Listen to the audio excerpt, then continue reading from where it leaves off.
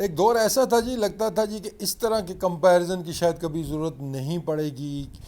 और हमेशा से पाकिस्तान इस चीज़ में आगे रहा है और अगर हम इंडिया की टीम को देखते हैं तो इस मामले में उन्होंने थोड़ी स्ट्रगल की है। लेकिन अब दौर ऐसा आ गया तो कंपैरिजन भी बनता है, और शायद जो वेटेज है दोनों साइडों की वो भी थोड़ी सी चेंज होती हुई नज़र आ रही है। बात मैं कर रहा हूँ जी कि अगर हम कंपेयर करते हैं पाकिस्तान और इंडिया का जो फास्ट बॉलिंग अटैक है उसकी, ऑब्वियसली पाकिस्तान की हमेशा से एक रेपुटेशन रही है, हमेशा से मशहूर रहे हैं हमारे फास्ट बॉलर्स। चाहे आप 80s 90s या उसके बाद के दौर भी देखते हैं तो ऑब्वियसली बहुत बड़े बड़े वर्ल्ड क्लास बॉलर्स पाकिस्तान ने प्रोड्यूस किए, मैच विनर्स थे। और दूसरी तरफ देखते हैं तो इंडिया हमेशा से अपने मोस्टली बैट्समैनों की वजह से जाना गया, उसके बाद उनके स्पिनर्स ने काफ़ी नाम कमाया। लेकिन अगर हम देखते हैं ये अर्ली 2000 के बाद हमें काफ़ी इन्वेस्टमेंट नज़र आई इंडिया की जानिब से अपने फास्ट बॉलिंग डिपार्टमेंट के अंदर। और पिछले आई थिंक 5-6 साल से आप, या इससे भी थोड़ा ज़्यादा आप कह सकते हैं कि 7-8 साल से उसके रिज़ल्ट्स भी आ रहे हैं। और इंडिया ने भी, अब कह सकते हैं जी कि world class fast bowlers produce करना शुरू किए हैं। Going into the world cup जी, अब सिनारियो क्या बनता है जी दोनों टीमों की फास्ट बॉलिंग अगर हम देखते हैं तो ऑब्वियसली एशिया कप जब शुरू नहीं हुआ था तो ऑब्वियसली पाकिस्तान का जो बॉलिंग अटैक था, फास्ट बॉलिंग अटैक, उसको तो सारी दुनिया मानती थी कि वन ऑफ द बेस्ट, बल्कि दी बेस्ट आप कह सकते हैं जी कि इन कंडीशंस के अंदर फास्ट बॉलिंग अटैक है, जिसमें ऑब्वियसली शाहीन है, नसीम है और उसके बाद हारिस आते हैं। उससे पहले वसीम जूनियर को हमने देखा कि वो भी जब उनको मौका मिला as a third seamer, as a fourth seamer, उन्होंने आके विकटें ली स्पेशली मिडल ओवर्स में और आखिर में जाके, तो वो लग रहा था कि तगड़ा बॉलिंग लाइनअप है। इंडिया ने इन द मीन टाइम हमने देखा जी काफ़ी एक्सपेरिमेंट किए, बहुत से नए लड़के उन्होंने बैटिंग में भी खिलाए, बॉलिंग में भी खिलाए। और शायद कुछ लग रहा था कि कन्फ्यूजन है, शायद वर्ल्ड कप तक उनकी टीम कोई उस तरह जो है वो शायद सेटल नहीं हो पाएगी। लेकिन एशिया कप में हमने देखा कि उनको राइट कम्बिनेशन भी मिल गया, चाहे वो बैटिंग का है, चाहे वो बॉलिंग का है, चाहे वो टीम कंपोजिशन है। विकेट कीपर का इशू वो भी हल हो गया है, मिडिल ऑर्डर बैटिंग का इशू वो भी हल हो गया है के राहुल के वापस आने से। तो अब अगर हम देखते हैं जी सिनारियो वर्ल्ड कप का, ऑब्वियसली पाकिस्तान की जो बॉलिंग लाइनअप है उसमें से अब माइनस होते हुए नज़र आ रहे हैं जी नसीम शाह, जिसकी वजह से एकदम जो वेट था वो नीचे की तरफ आया है। क्योंकि Naseem Shah obviously quality fast bowler, match winner आप उनको कह सकते हैं, नया बॉल वो जिस तरह करते हैं। क्योंकि हमने जो 1.5-2 साल पहले हमने देखा था कि जो पाकिस्तान टीम का एक इशू चल रहा था कि शाहीन के साथ नया बॉल करने वाला बॉलर नहीं मिल रहा था। फिर नसीम आए और दोनों एंड से बॉल स्विंग सीम दोनों चीज़ें शुरू हुई, पेस भी थी, विकटें भी वो ले रहे थे, तो एकदम से वो सारा जो उसको कहते हैं कि लुक ही चेंज होगी पाकिस्तानी बॉलिंग लाइनअप की। उसके बाद डेथ ओवर की अगर हम बॉलिंग करते हैं तो ऑब्वियसली वहाँ पे भी नसीम की इकॉनमी ज़बरदस्त है, शाहीन भी अब काफ़ी एक्सपीरियंस हो चुके हैं। और उसमें स्पेशलिटी जो आती है वो हारिस रऊफ़ की, कि वो नए बॉल से तो वो टाइम स्ट्रगल करते हैं पावर प्ले के अंदर, लेकिन मिडल ओवर्स में थोड़ा सा बेहतर करते हैं। लेकिन डेथ बॉलिंग के तो वो स्पेशलिस्ट हैं, उनकी इकॉनमी आपको टॉप पे नज़र आएगी कि उस चीज़ के स्पेशलिस्ट माने जाते हैं। तो नसीम के जाने से आपका डेथ बॉलिंग वाला इशू जो है वो भी थोड़ा सा खला उसमें आएगा।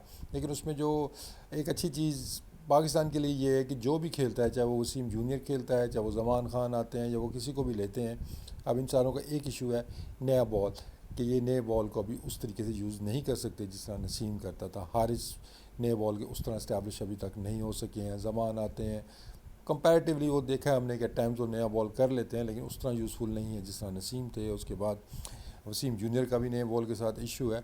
तो ये एक जिसकी वजह से पाकिस्तान टीम अब को बॉलर चाहिए जो नया बॉल भी करे, आखिर में भी करे बॉलिंग, तो थोड़ा सा मुश्किल पर्चा हो गया है ये पाकिस्तान टीम के लिए। नसीम और हम जमान है या और जिसको भी ये लाते हैं वो डेथ बॉलिंग में तो वो ठीक रहेंगे, लेकिन नए बॉल का इशू रहेगा कि who will partner Shaheen Shah. अब आते हैं जी इंडिया की तरफ। तो इंडिया का आपने पहले देखा था जी कि एक ज़माना था कि नया बॉल करने वाले अच्छे बॉलर्स हमने देखे उनके पास, और उसमें भुवनेश्वर कुमार को अगर मैं याद करता हूँ कि नया बॉल भी वो ज़बरदस्त करते थे, इतनी पेस नहीं थी लेकिन बॉल को उनको हिलाना आता था। उसके बाद हमने देखा डेथ बॉलिंग के अंदर भी वो स्पेशलिस्ट थे, अपनी वेरिएशंस, कटर्स, इन चीज़ों की वजह से एट टाइम्स उनके साथ जो इशू होता था वो यही लैक ऑफ पेस होता था और जिसका फ़ायदा बैट्समैन उठाते थे। लेकिन अभी अगर हम देखते हैं जिस तरह की परफॉर्मेंस हमने देखी है एशिया कप के अंदर, बुमराह जिस तरीके से उन्होंने कम बैक किया है, उसके बाद सिराज, और तीसरे भी जो नज़र आ रहे हैं वो तो अभी हार्दिक पांड्या में नज़र आ रहे हैं। लेकिन अगर हम देखते हैं उसके बाहर भी जो उनके ऑप्शन बैठे हुए हैं, लाइक्स ऑफ शामी बैठे हुए हैं, जो कि आप कह सकते हैं कि प्रूवन है जी कि वो उनको एक्सपीरियंस पे है और उनको बॉलिंग करनी आती है। बुमराह के ऊपर थोड़ा सा आता है जी, इंजरी से आएंगे तो वो कैसी बॉलिंग करेंगे, क्या पेस रहेगी, क्या मूवमेंट उन्हें मिलेगी या नहीं मिलेगी, तो वो सारे खदशात तो उन्होंने दूर कर दिए जिस तरीके से उन्होंने नया बॉल किया है, जिस तरीके से बॉल को हिलाया है। और उसके बाद उनके पास जो मिडल ओवर्स करने की भी सलाहियत मौजूद है। और जो सबसे अच्छी चीज़ बुमराह की है कि वो आखिर में उनकी इकॉनमी भी आपको अच्छी नज़र आती है, वो आखिर में भी मार नहीं खाते हैं। और उनका जब नया बॉल हमने देखा सिराज को करते हुए, तो वो तो एक बिल्कुल डिफरेंट लेवल पे नज़र आए हैं एशिया कप के अंदर। जिस तरीके से उनकी सीन प्रेजेंटेशन थी, पेस से बॉल कर रहे थे, कंट्रोल से कर रहे थे, लेंथ के ऊपर उनको काफ़ी कंट्रोल था, आगे से बॉल वो कर रहे थे। तो नया बॉल तो सॉर्टेड होता हुआ नज़र आ रहा है हमें इंडिया का जी। अगर ये दोनों फास्ट बॉलर्स खेलते हैं तो आप एक्सपेक्ट कर सकते हैं कि ये दोनों विकटें लेके देंगे नए बॉल के साथ। आखिर के ओवर्स का इशू थोड़ा हो सकता है डेथ बॉलिंग का, कि बुमराह तो वहाँ पे हैं, सिराज ने भी उस तरह प्रूव नहीं किया है डेथ बॉलिंग के अंदर। पांड्या भी एट टाइम्स हमें स्ट्रगल करते हुए नजर आए हैं, ऑब्वियसली उनके पास वेरिएशंस, ये चीज़ें तो मौजूद हैं। लेकिन अगर हम डेथ बॉलिंग में देखते हैं तो शायद हमें एज मिलता है, आप दे सकते हैं पाकिस्तान टीम को। लेकिन जो उससे भी ज़्यादा इंपॉर्टेंट चीज़ नया बॉल है, वहाँ पे डेफिनेटली एट द मोमेंट हमें नज़र आ रही है कि इंडिया को एज हासिल है। और ऑब्वियसली उनको जो सपोर्ट हासिल है मिडल ओवर्स की, स्पिनर्स की लाइक्स ऑफ कुलदीप हैं, जडेजा हैं, विकेट टेकिंग ऑप्शन है, उनकी वजह से आपके फास्ट बॉलर्स और अच्छे लगना शुरू हो जाते हैं। पाकिस्तान के टाइम बॉलिंग अच्छी करते हैं, शुरू में विकटें भी लेते हैं, मिडल ओवर्स में जब स्पिनर्स आउट नहीं करते हैं या पुराने बॉल से फास्ट बॉलर को उस तरह मिडल ओवर्स में विकेट नहीं मिलती है, तो एकदम से पूरी बॉलिंग लाइनअप ही आपको ना वो लगती है यार नहीं इन्होंने तो आउट नहीं किए आज। तो इंडिया को ये सपोर्ट है कि वो नया बॉल भी अब उनके पास बॉलर्स मौजूद हैं और मिडल ओवर्स में उनके पास विकेट टेकिंग ऑप्शंस मौजूद हैं। आखिर में थोड़ी सी चीज़ें बेहतर होने वाली हैं और लेट्स सी वर्ल्ड कप के अंदर वो कैसा परफॉर्म करते हैं। तो एट द मोमेंट तो मैं एज दूंगा इंडियन बॉलिंग लाइनअप को वर्ल्ड कप के अंदर जाते हुए जी, कि उनकी जो पेस बॉलिंग है एट द मोमेंट मुझे पाकिस्तान से थोड़ी सी बेहतर नज़र आ रही है। क्योंकि पाकिस्तान का जो भी अब आएगा तीसरा चौथा, उसका एविडेंस नहीं है। तो लेट्स सी कि वो जो भी आता है कैसे परफॉर्म वो करता है। अब उसमें थोड़ा सा कंडीशंस वर्ल्ड कप के, आई एम श्योर के प्लेयर्स को भी पता होगा कि जो कंडीशंस उनको मिली थी श्रीलंका के अंदर, वो एक्सपेक्ट आप नहीं कर सकते इंडिया के अंदर, क्योंकि यहाँ पे वेदर भी ऐसा था, फिर पिचेस भी हमने देखी कि हेल्प मिल रही थी बॉलर्स को। तो इन दी एयर शायद इतना स्विंग नहीं मिलेगा, बैटिंग फ्रेंडली ज़्यादा पिचेस होंगी तो बैट्समैनों का थोड़ा और